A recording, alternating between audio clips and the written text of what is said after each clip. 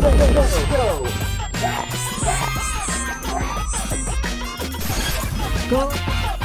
Gas. Go.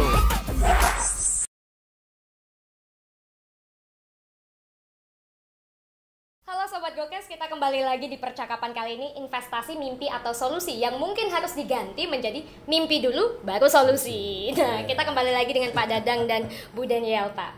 Pak, tadi kita bicara soal persiapan SDM, skill set untuk memenuhi kebutuhan investor asing. Apa saja yang sudah dilaksanakan Pemko? Apakah mungkin ada pelatihan atau standar yang disiapkan agar SDM di Tanjung Pinang bisa diserap oleh investor asing? Sudah ada Pak langkah-langkahnya? Jadi begini pasti masalah SDM kita juga tentunya akan berkoordinasi dengan pihak Dewan Pengawasan dan FTZ. Kebutuhan mereka itu seperti apa, gitu kan? Tentu harus ada dulu anjabnya, ya, anjab dan ABK-nya, analisa jabatan dan analisa beban kerja. Dari situ baru kita bisa muncul kebutuhannya, ya, standarnya seperti apa, nah baru kita siapkan SDM-nya. Nah kita siap dengan itu, Oleh karena itu, ya mungkin kalau memang selama ini sudah ada, ya silakan nanti Bu Den dan kawan-kawan berkoordinasi dengan kita bahwa kita ada investor yang akan masuk, dia butuh tenaga kerja yang skillnya seperti ini, ya kita kan punya organisasi pemerintahan daerah yang bergerak di bidang itu, yang menangani itu, seperti Dinas Tenaga Kerja misalnya, kan begitu. Kalau tadi bocoran dari Bu Den kan sudah pernah pitching dengan investor, Bu. Selain kriteria khusus bahasa Inggris, ada nggak sih bidang lain yang memang harus dikejar? Oh, karena Dompa nanti jadi industri manufaktur, maka harusnya lulusan teknik mesin katakanlah, atau ada kisi-kisinya? Oh iya, jelas. Karena gini, malah justru sedikit lebih maju lagi ya. Kalau investor tuh mau datang, dia itu sangat detail. Jadi dia bilang, saya mau investasi di sini, berapa UMK, dia udah hitung, dia udah tahu, dia sudah punya data sebenarnya. Jadi dia hanya mengklarifikasi sama kita. Khususnya dia SDM itu sangat tertarik sekali, karena misalnya kalau dia ingin membangun suatu industri, dia akan butuh yang skillnya seperti ini. Dia tanya, ada nggak skill seperti ini? Kadang mohon maaf kita tidak bisa menjawab, karena kita di Tanjung Pinang itu, mohon maaf Pak Dadang, karena Pak Dadang juga dari Dinas Pendidikan pasti memahami juga bahwa kita belum ada sekolah tinggi atau sekolah politeknik di Tanjung Pinang, di Tanjung Pinang. Dan merujuk pengalaman dari daerah lain, ya kita sebut saja Batam ya, ketika jadi kawasan industri itu kan mayoritasnya kan pendatang. Pendatang. Mungkin sampai hari ini mayoritas yang bisa mengisi itu pendatang. Makanya jujur saja yang mengisi pabrik-pabrik itu yang teman-teman yang dari Jawa yang udah punya skill, ya dari luar daerah kota Batam sendiri. Dan kita nggak mau seperti itu tadi di Tanjung Pinang. Makanya kami selalu berkoordinasi. Oh, ini kita akan masuk pesawat ini misalnya kan, kita akan masuk untuk pengepakan seafood misalnya kan, itu kan harus punya teknik tersendiri. Nah salah satunya mungkin nanti ada dari farmasinya, ada dari orang yang bisa memahami untuk ekspor segala macam gitu kan, kemudian dari industri yang memahami untuk sanitasinya segala macam, itu harus itu. Jadi memang sangat kompleks.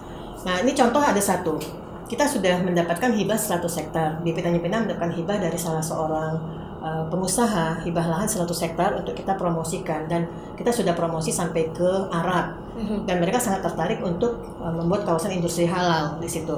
Nah, tapi halal industri itu seperti apa sih gitu?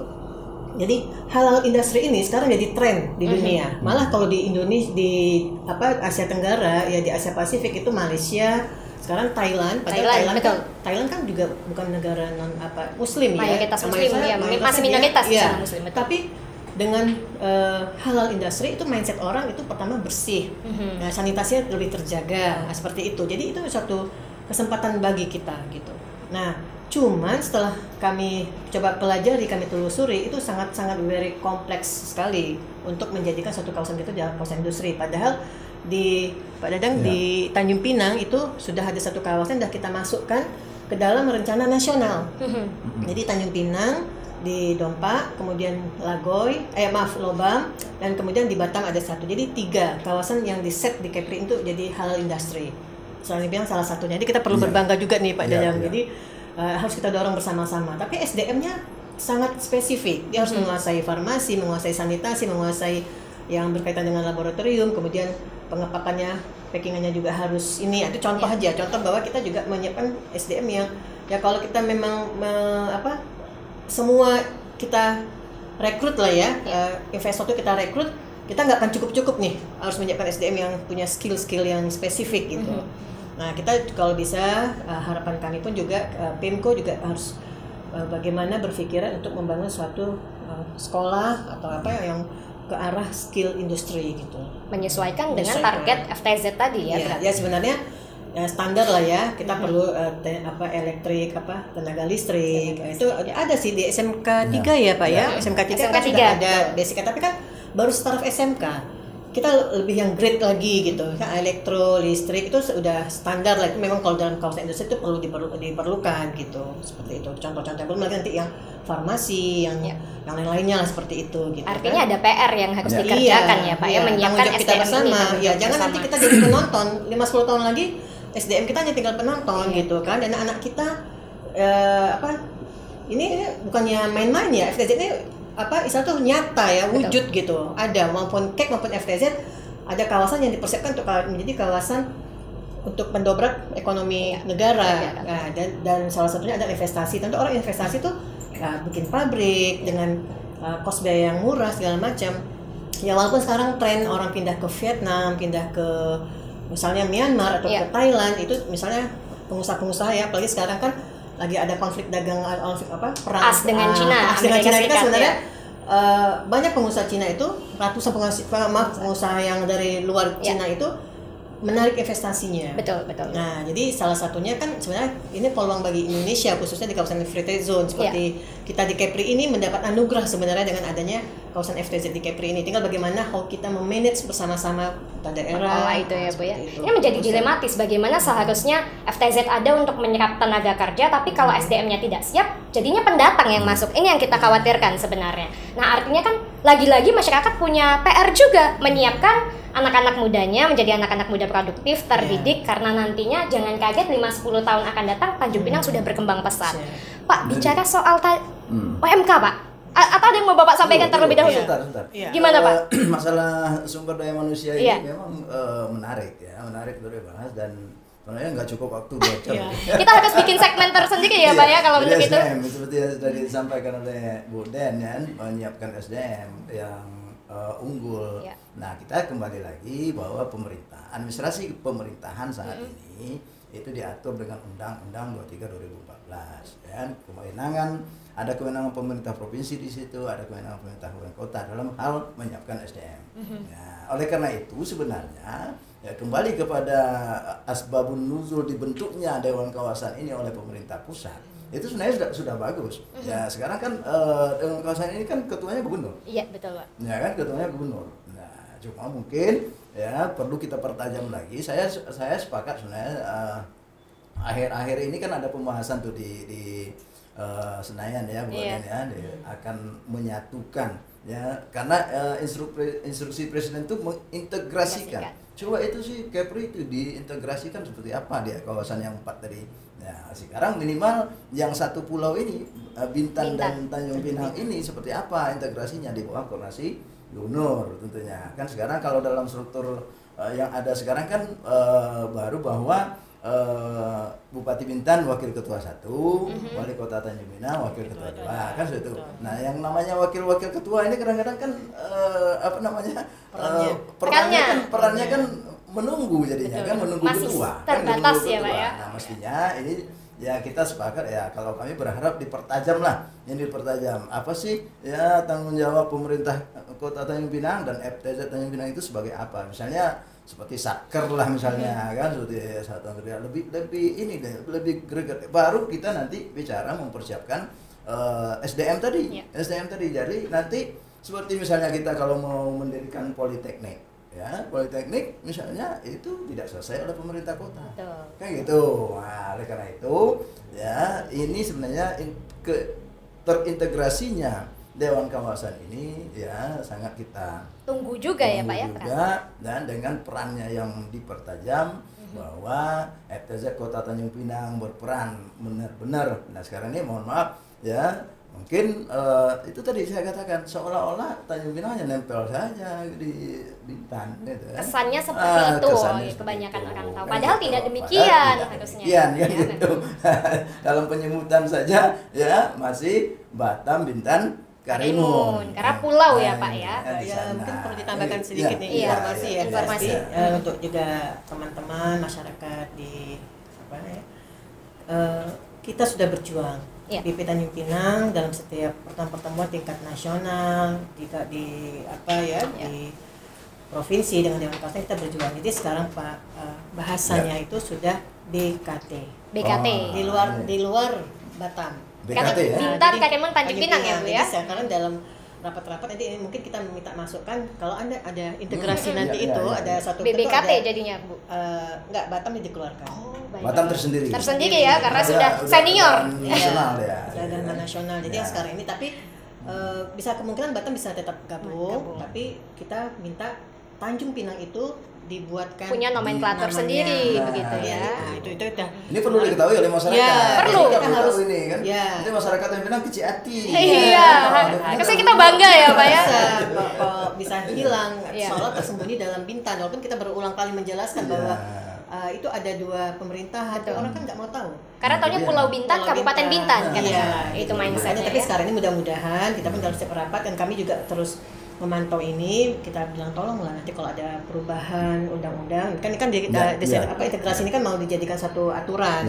Nah, Tanjung Pinang itu sudah mendapat tempat nama tertentu tersendiri. Karena nama ini sangat penting dan itu mohon maaf Pak Dadang itu perlu dukungan legislatif maupun eksekutif dari Pemko. Jadi jangan hilang nama itu lagi gitu kan. Betul.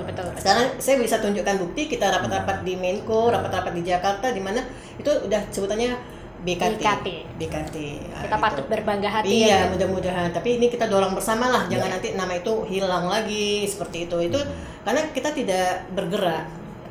Masalahnya kita selama ini mungkin diam, tapi kita sekarang udah bergerak dan kita butuh dukungan semua teman-teman dari stakeholder, khususnya Pemko dan DPRD. Gitu. Jadi yang nonton gak hanya masyarakat Tanjung Pinang dan Kepulauan Riau, bapak-bapak yang duduk di Dewan juga menjadi PR bapak-bapak bantu BP Tanjung Pinang nanti menuju iklim investasi yang sehat. Pak, ngomongin soal iklim investasi, saya jadi tertarik ngomongin UMK Pak. Karena kemarin perang dagang Amerika Serikat dengan Cina mengakibatkan banyak sekali perusahaan-perusahaan narik pekerjanya PHK di Indonesia pindah ke Vietnam. Soalnya UMK-nya beda Pak. Di Tanjung Pinang itu salarinya atau minimum upahnya kurang lebih kalau didolarkan $129, sedangkan kalau di Vietnam 118. Dengan lahan di sana, lahan disewakan untuk investor. Kalau Tanjung Pinang sendiri, UMK-nya naik berapa persen tiap tahun atau bagaimana Bapak melihat akankah investor nggak mau masuk karena UMK KPI kan cukup tinggi nih, Tanjung Pinang juga. Bagaimana Bapak melihat ini? Kalau UMK ini sebenarnya kan itu ada kajiannya, itu kan ada faktor-faktor pendukungnya yang harus dikaji. Oleh karena itu sebenarnya kalau kepada investor itu sebenarnya persoalan UMK itu saya kira tidak begitu menonjol ya, tidak sebenarnya ya. Mereka don't worry lah sebenarnya, mereka nggak care lah mau UMK berapa. Yang penting itu tadi adalah bahwa kemudahan-kemudahan yang kita berikan kepada mereka. Misalnya begini, kalau mereka bayar UMK-nya 5 juta tapi yang didapati oleh mereka 25 juta, ya kan? Pasti mereka mau. Kan gini, ini yang harus kita kejar. Bagaimana angka ini? Bukan berarti kita harus menurunkan UMK.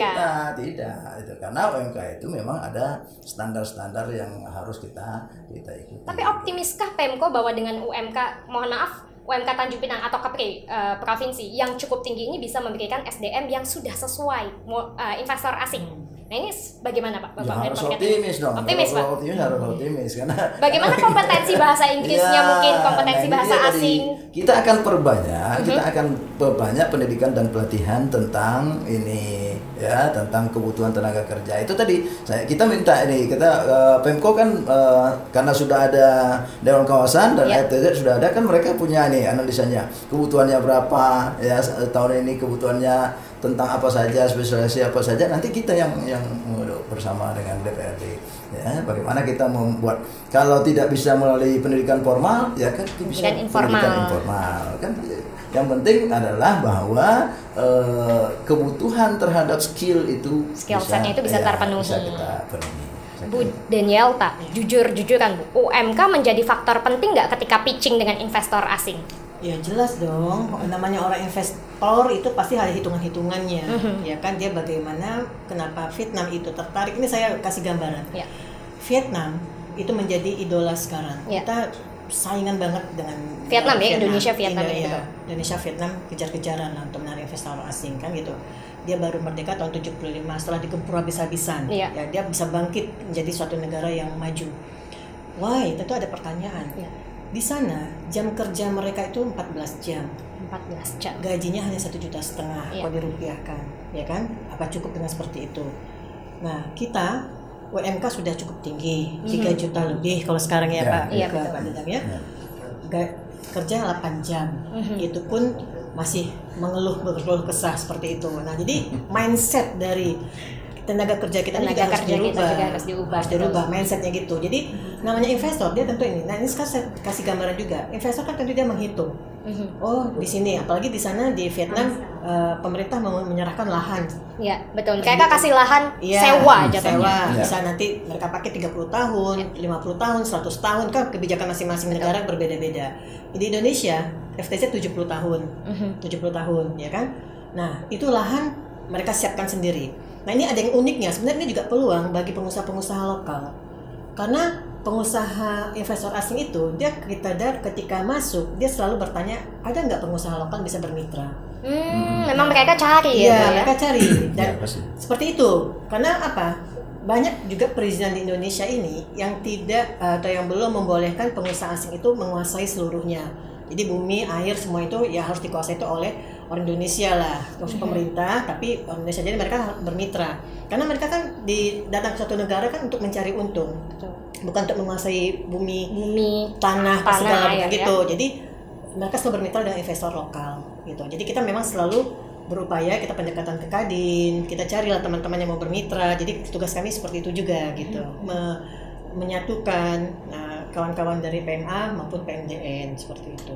Nah, ini satu lagi, kalau di standar ya, kenapa juga kita sekarang sebenarnya harus sedih dengan kondisi-kondisi seperti sekarang ini pun banyak PHK, banyak apa ya, itu juga pemerintah investor itu juga melihat bahwa kenapa ada sistem outsourcing. Nah, mereka kan tidak mau merekrut. Ini harus kita bahas bersama nih mungkin Pak Dadang. Pemko juga harus berjuang. Kita ini jangan bisa di PHK seenaknya. Karena kita standar buruh dunia itu kalau berhenti itu kita di PHK itu dikasih pesangon tuh 3 bulan gaji. Cina itu kalau diberhentikan 1 bulan gaji. Nah, Indonesia kalau ada memberhentikan atau PHK kan itu 14 bulan gaji. 14 bulan? Iya, 14 bulan gaji.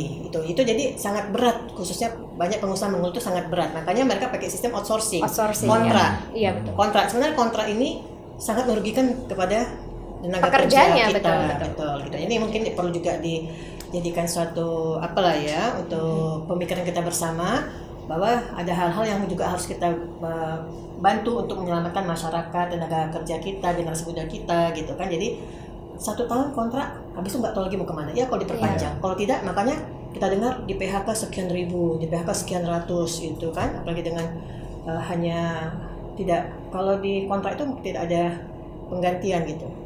Dia yang tadi saya sebutkan tadi itu di standar dunia itu 3 bulan gaji itu yang udah pegawai tetap. Nah, kalau pegawai kontrak dia tidak ada gitu. Siapa sih Pak yang pegang peranan untuk pengendalian ini Pak? Maksudnya dalam arti kata mengkontrol atau mengevaluasi tadi terkait regulasi PHK termasuk gaji dan lain sebagainya untuk Tanjung Pinang saja. Apakah Dinas Tenaga Kerja? Ya, Dinas Tenaga Kerja. Berarti nanti ketika ada FTZ, semua dinas ini harus juga menjamin itu ya Pak ya. Bagaimana sistem outsourcing ini jangan terlalu dominan. Tetap juga berkoordinasi dengan Dinas Tenaga Kerja Provinsi kalau untuk tenaga kerja asing. Untuk tenaga kerja asing. Ya, ada bagian-bagian ininya kan. Ibu, kalau bicara soal investasi, karena kita tadi bahasnya mimpi atau solusi, saya pengen bahas realitanya. Sekarang di Tanjung Pinang, Dompa atau Senggarang sudah ada investor asing yang masuk? Kalau untuk yang realnya sudah ada, dalam proses itu juga ada. Dalam proses itu kayak yang real udah menapa, udah bangun, udah apa ya gitu ya, sudah ada. Dan proses perizinan juga sudah ada seperti itu. Berarti memang sudah berjalan ya Bu ya? Ya, insyaallah, alhamdulillah. Dan saya dengar-dengar salah satu industri yang mau digalakkan, kalau di koran-koran yang saya baca, di artikel-artikel, ada industri rokok dan garam, benar Bu? Itu salah satunya. Salah satunya. Jadi kalau saya mau tanyakan terkait ini Bu, target ke depan sebenarnya berapa investor yang menurut Ibu harus masuk ke Tanjung Pinang di tahun ini atau tahun depan lah? Kita pengen tahu ini. Jadi kalau sekarang ini sudah kita data dan sudah kita juga bantu ya, itu ada pesawat apung, overwing, ada proses industri untuk gudang ya, pergudangan. Udang. Oh, gudang. Bukan pergudangan.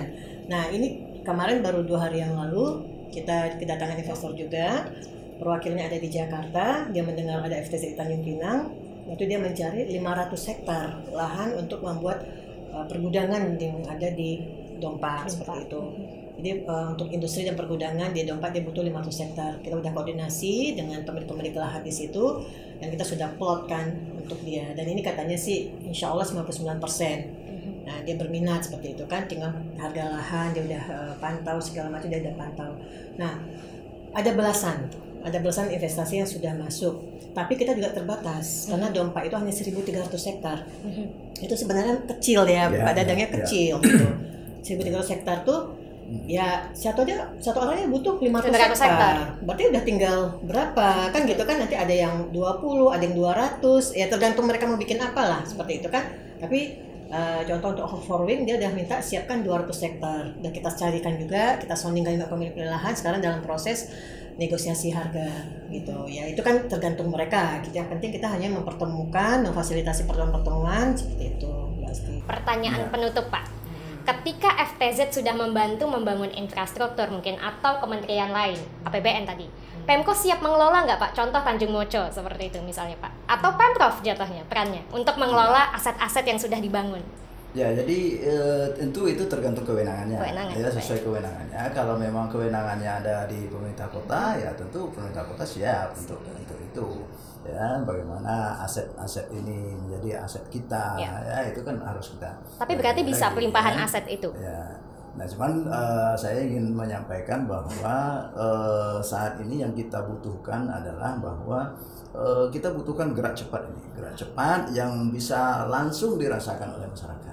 Ya, jangan nanti seolah-olah ini kita janji-janji manis saja, nanti mimpi lagi gitu kan. Betul. Padahal inginnya ngejar solusi ya Pak ya. Tadi memang mimpi itu dasarnya, ya tapi jangan mimpi terus, ya kan? Jangan mimpi terus. Kenapa? Nah, butuh koordinasi ya Pak ya semua pihak ini ya. Itu kami tentunya berharap kepada pihak FTZ dan kawasan Tanjung Pinang, ya tingkatkanlah sinkronisasi dan koordinasi ya antara FTZ dengan pemerintah Kota Tanjung Pinang. Luar biasa. No problem Mbak ya. Bersama kita bisa. Siap. Terima kasih banyak Sobat Gokes. Terima kasih Pak Dadang, Bu Danielta. Obrolan hangat ini nanti akan berlanjut Pak. Kita akan ngobrolin lebih banyak lagi tapi dengan narsum yang berbeda di tayangan selanjutnya. Sehingga Sobat Gokes di rumah jangan lupa mensubscribe channel YouTube kami. Ketik Gokes Capri. Tayangan-tayangan terkait diskusi hangat ini akan terus berlanjut dan tentunya sangat edukatif, informatif. Terima kasih untuk kedua pembicara kami. Terima kasih banyak untuk masyarakat Tanjung Pinang, Kepulauan Riau dan lain sebagainya. Mohon maaf jika terdapat kesalahan. Jangan lupa untuk pantengin terus channel YouTube kami atau bisa juga mengunjungi www.gotvnews.co.id untuk program berita dari GoTV. Saya Asti Lalasati. Terima kasih dan sampai jumpa.